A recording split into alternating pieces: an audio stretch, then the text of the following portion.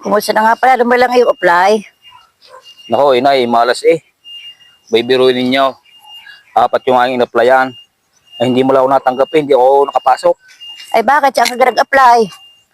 Ay, di sa mga opisina. Ay ikaw naman pala yung ulaga. Ay alam mo wala kang tinapos sa pinag-aralan. Ay bakit doon ka mag-a-apply? Ay hindi ka nga matatanggap doon. Di ang sabi ko sa iyo, ay sa Jollibee ka na lamang mag-apply. At sigurado ikaw makakapasok doon. O, sigurado kayong makapasok ako sa Jollibee. Ay oo, nakausap ko ng gwardiya eh. O, siya, ipahingi muna akong pira. Ano pang pera? Eh, di ako itutubos ng requirements. Inaubos ng pira ko ay ka-apply. Hindi na naman daw kailangan mga requirements doon. O, paano ang gagawin ka? O, kausapin ko, manager. Hindi. Ba't mo ko pa kakausapin?